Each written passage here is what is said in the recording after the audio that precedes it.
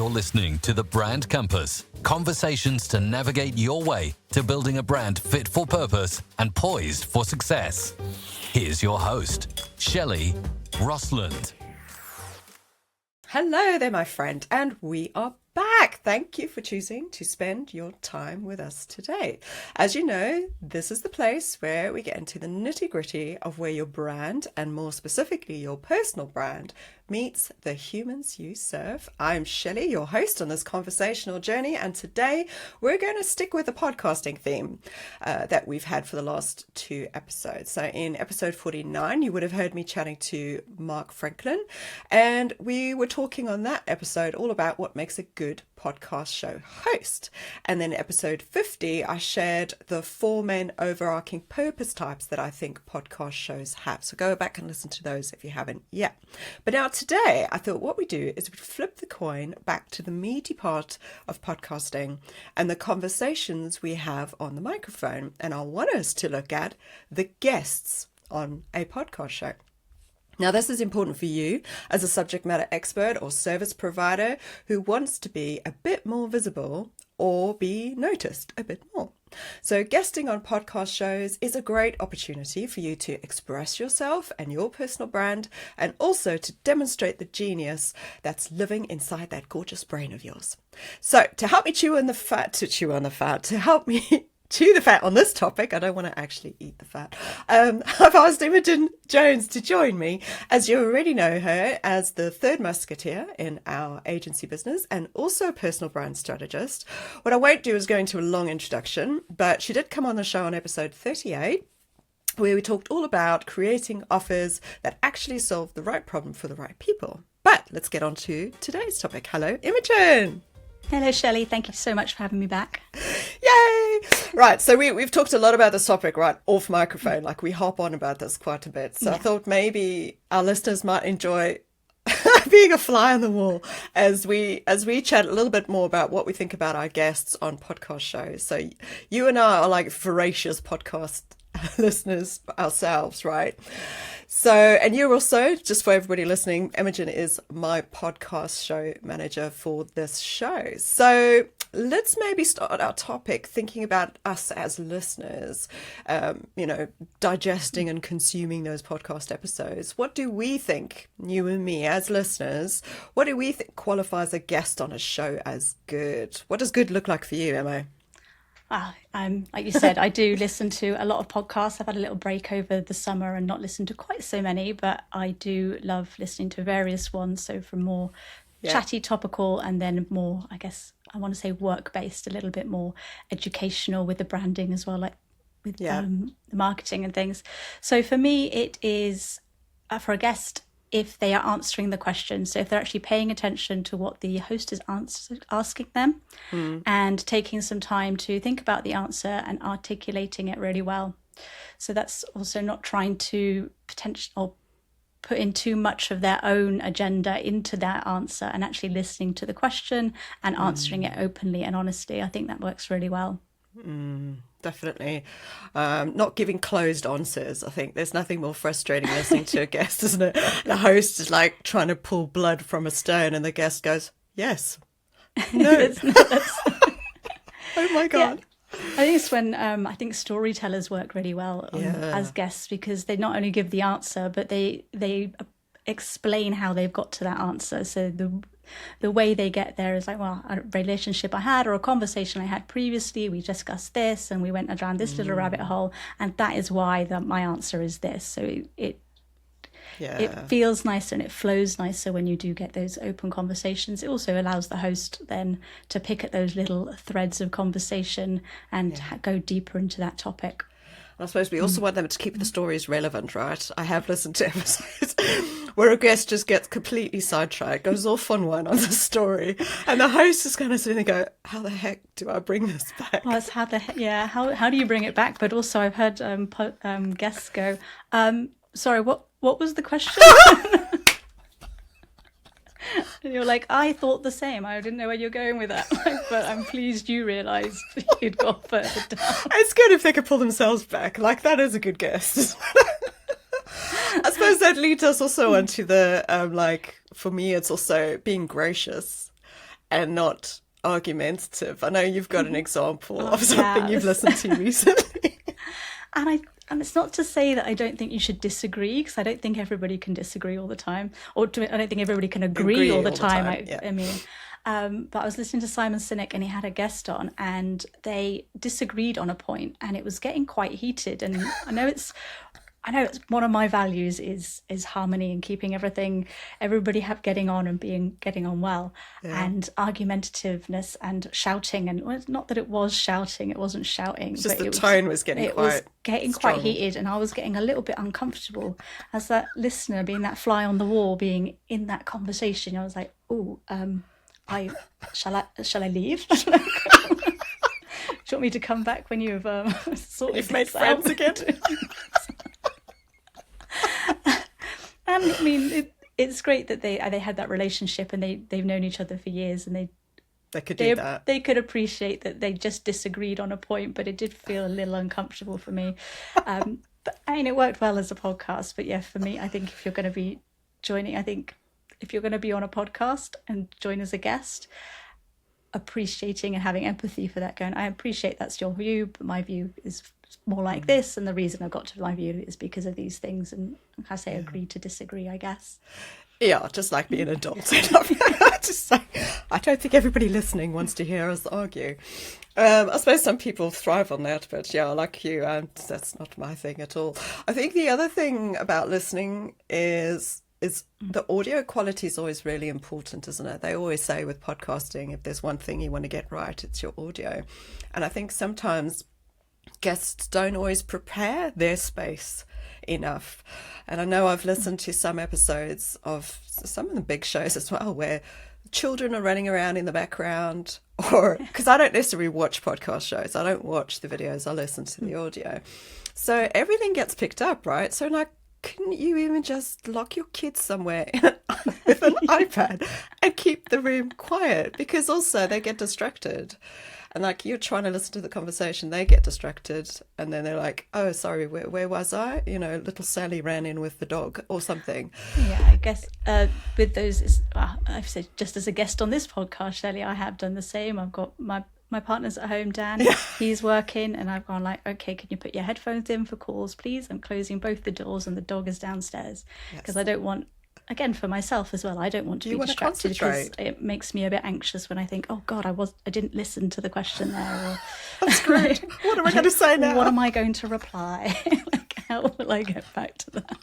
Oh God, I think that brings us nicely on to actually flipping to the other side of us being on the business side to podcasting. So us being in, you know, this show is an independent podcast show. I'm the host, you're the manager and producer. So let's look at it from that perspective now, and talk about guests. So I'll just kind of add to whatever you're saying. You're going to have a say as well. But what is it that you look for when thinking, because you do help me come up, we're in like the same for everybody listening. You know, we're obviously in business together, we're friends, we kind of listen to similar types of things, we're in the same kind of communities. So you do help me think about the guests that would be good to come onto my show. So what are the standout factors for you, also getting to know me and what I like now? What would run in somebody's favour to actually be invited onto a show that you manage, whether it's ours or, you know, somebody else's, like a client's? Yeah, so I think it's being very clear on what they're an expert in. So being able to translate that quite nicely, going like, I see what they're doing, I see they're doing that really beautifully, and that works really well with what you're doing. So the conversations you're having, Shelley, and going, right, these kind of people will add to that, and they will give a different perspective and give your listeners something else to think about as well. So those kind of things. So those are the kind of things that I listen out for. Or if I've heard another podcast that I think, oh, that person came across really well, what kind of industry are they in, what kind of, and then finding guests around that as well.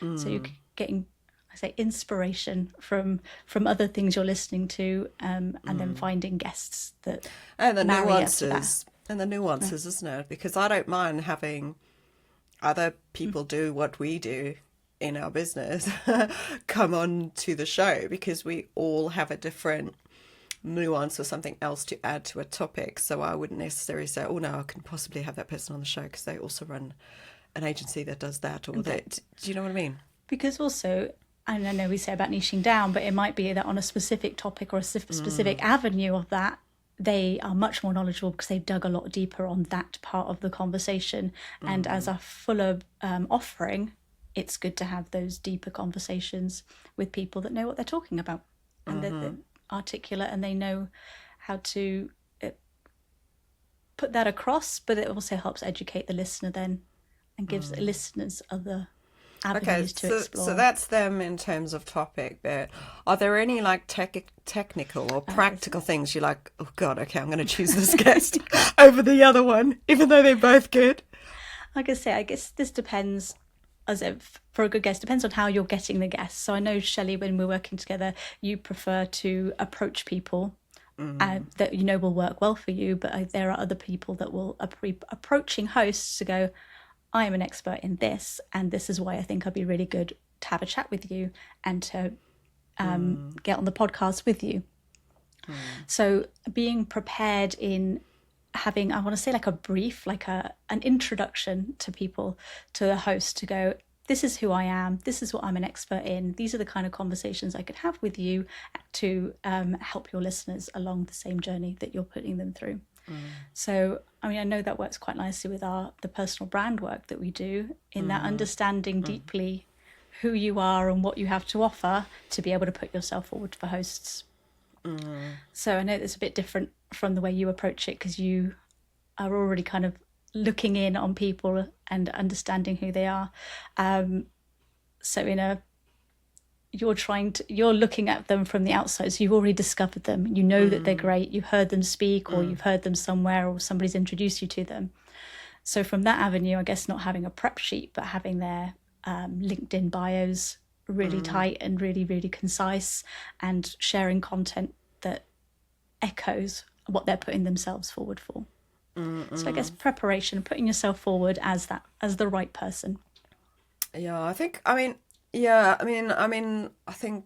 was trying to count yesterday and prep for today. So I think I'm up to about 20 guests now so far on 50 episodes. So yeah, I do like to pick guests also that would suit me, much like you. I'd rather have an open, generous, gracious, harmonious conversation. So I wouldn't necessarily go for the types of people that are combative or argumentative just for the sake of being argumentative, because my anxiety cannot handle that in a live situation recording with you. I can't. I'll just curl up and die or implode, one of the two. But and I just try and pick people that will contribute to the conversation, but they won't necessarily be the go-to expert on something. So while, let me just pick a random topic, say like LinkedIn, we know lots of LinkedIn specialists, right? But I would gravitate towards the one that I think that I could, like you said, there's an element of that nuance of actually what are their values, how do they operate, the kinds of things they talk about. Is it a nice complement to how I think, or does it sit nicely with everything else we're talking about? So I kind of pick people because of that. I really hate being cold approach. I mean, I don't do well. But they're usually spam ones. They're not actual real people. See, but then that's when the preparation, isn't it? That you need to be able to articulate if you are going into somebody cold and go, I love your show, I love everything you stand for, I'd love to be a guest. I would be a good guest because of these reasons. Not like I'd be a good guest because I want to be a guest, because that's just, it's not fair on the host either, because you're not giving them the time of day and you're not giving them the respect that they need. No. I do like to try and pick people who already have expressed themselves or are quite comfortable with expressing themselves, either on video or audio. It helps me figure out if they're going to sound okay or if the tech is going to work, because a lot of our recording for our interviews are all remote. We don't do in-person recording. So it just helps me just a little bit to know that it's going to make my journey a little bit smoother.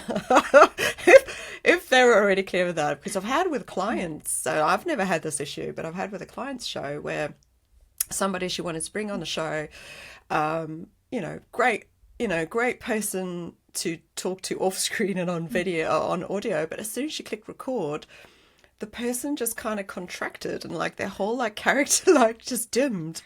And just like, I didn't even know what went on. I said, I don't know what happened. But I've never had that happen. So I think to mitigate stuff like that, it might be useful to know if people are used to.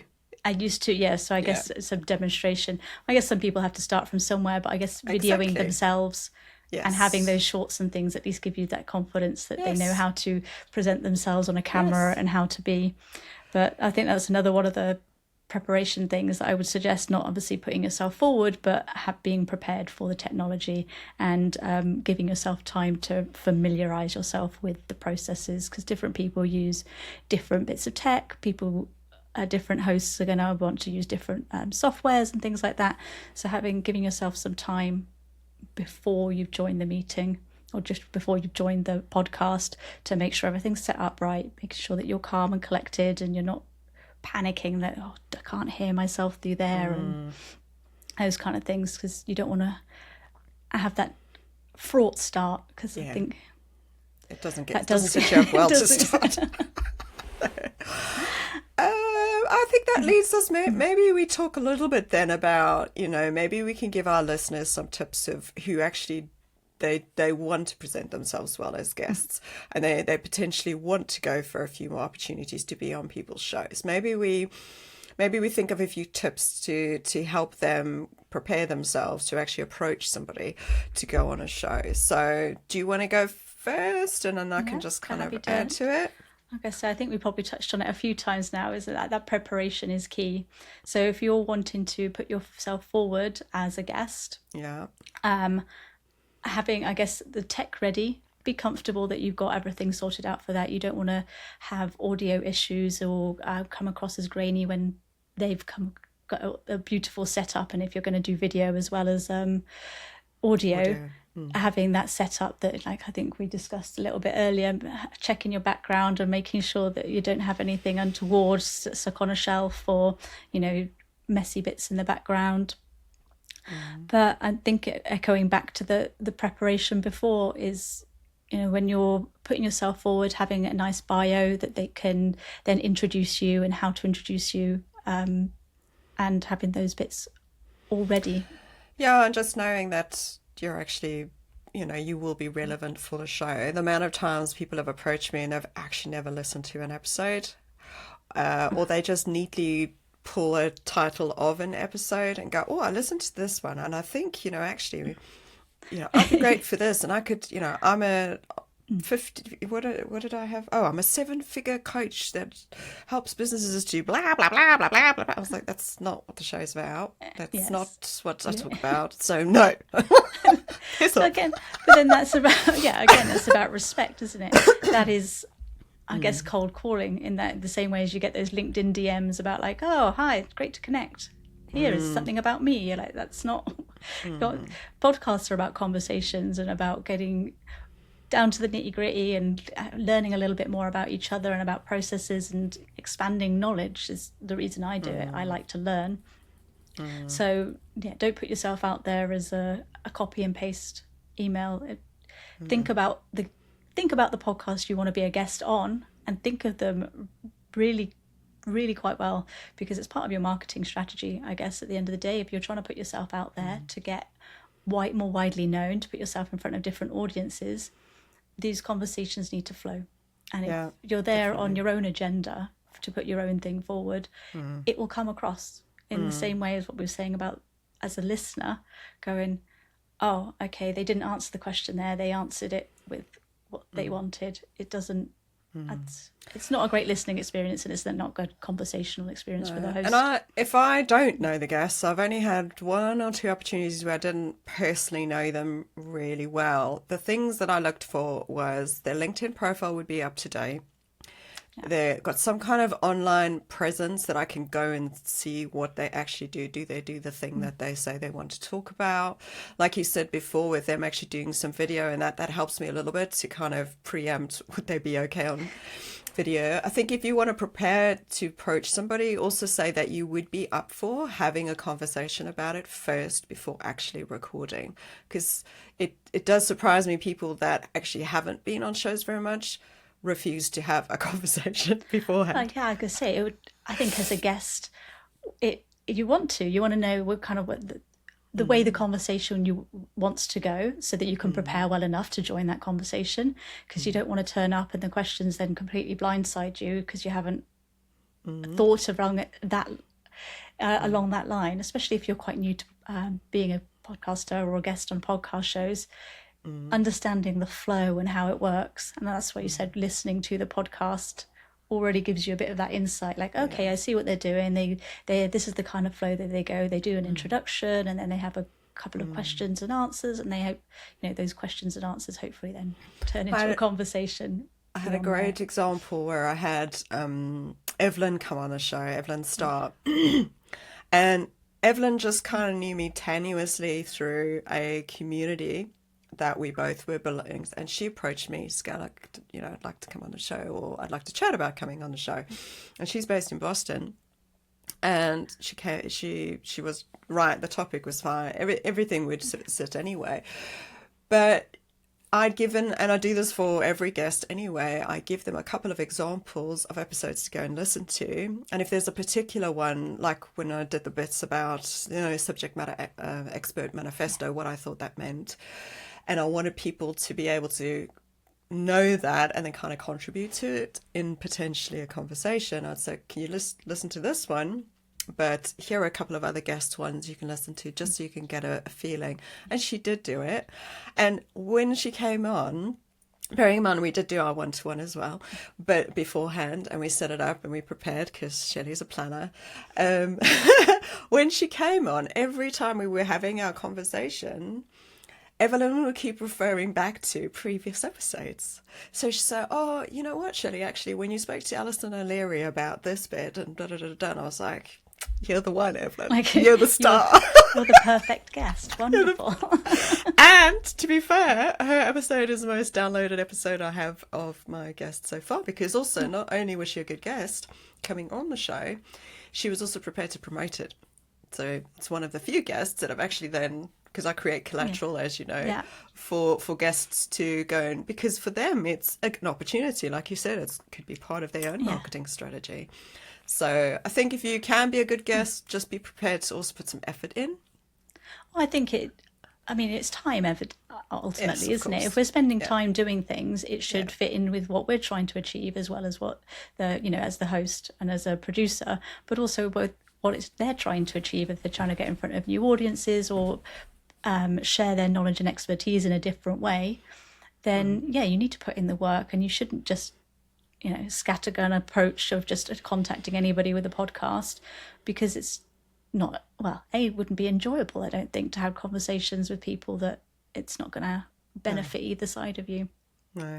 So I think, don't just invite your mates either. That's the podcast show host. Because sometimes it just doesn't work.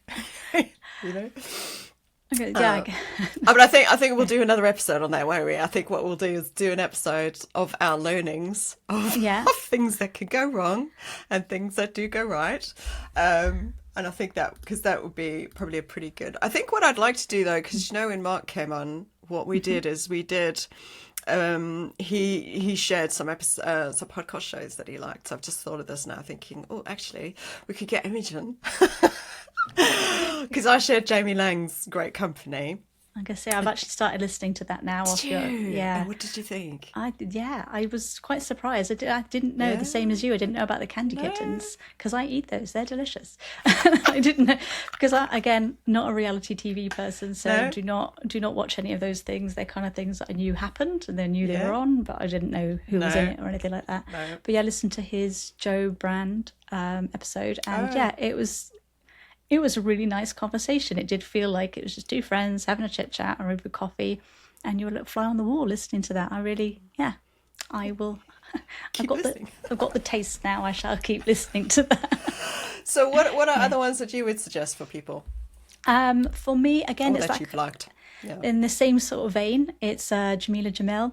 Her podcast, again, she gets on people, I guess, that are, I say, famous, because she has that kind of reach, but again, they're quite candid and open conversations, and they're tackling some difficult subjects as well. So what's the show called, or is it in her name? It's called I Weigh.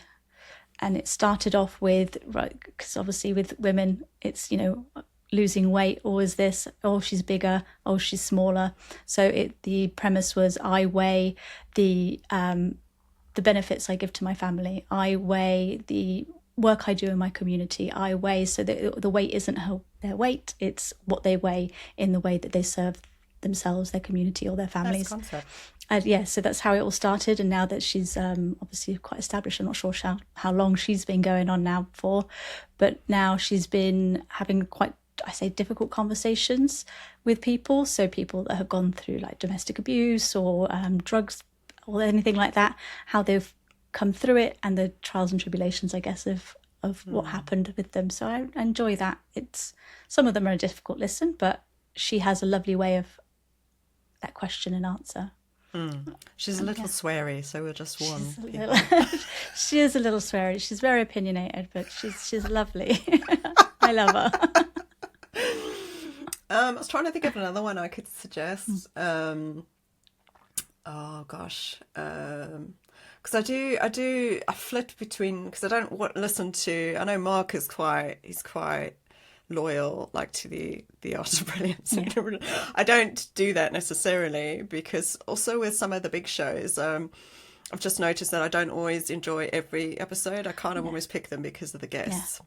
Yes, I do the same as you. I used to be like Mark when I had only a couple of shows in my subscribes list, and now it's every time I log in there is many dots of how many things. Yeah, so now I have the same as you. I go through and go, oh, I love that interview, or I love that show, and I love that person. So I will add them to my to listen list. But I did. So I suppose the only one I did mention a bit in the previous episode was the High Performance podcast.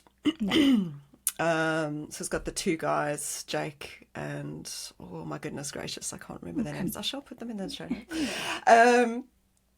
But they had Bear Grylls on once, and I really enjoyed listening to that, because they are quite good in terms of their questioning. It's always interesting listening to a show where there's two hosts and then a guest, but they've gotten to the point where they don't talk over each other, thank goodness. I guess so, yeah. I guess that's probably some advice as well for guests, isn't it? Understanding when it's your turn to talk and when it's time to listen. Oh, it's really difficult, I think, when there's three people on the show. But I think generally when they're been going as long as they have, and they're to be fair, they're quite professionally produced shows, so they've got like a whole team behind them. But I do like listening to some of their episodes, because they choose people quite interesting as well, but they always keep it relevant to what the topic is. Where sometimes I think with Diary of CEO, for example, I don't always get it, as in why he's asked the person on the show. But I think that one's so big now that it doesn't seem to have a theme or anything. The theme seems to be the famous person, or the latest famous person, the latest famous, or sometimes the most contentious person as well, isn't it? It's like, how are we going to get clicks and likes and things out of it? I guess. I think I've just probably grown out of some of the things I used to listen to, I think. But so I think I'll probably go for the high performance podcast. And it's not for athletes. I'm not an athlete, but they keep the theme of trying to get people to define, if you like, what is for them. What does high performance look like? So while in the beginning, because Jake comes from BBC Sport, so he used to be a presenter. I hope I've said his name right too, sorry. Damien Hughes, sorry, that's who his partner in crime is on that. He used to be BBC Sports presenter. So I think in the beginning, when the show first started, I think it's 4 years ago now, or whatever it is, it was still related to sport and athleticism and F1, motorsport. I guess, And they probably, I was going to say the topics do work. As a high performance podcast, everybody is high performing in a certain, or everybody, I guess, or they might not position themselves as that, but people have got high in their game and will have their own strategies and their own thoughts of what that means and how they got there. Yeah, so it is quite, and that's how I found Jamie Lang, so I'll be forever grateful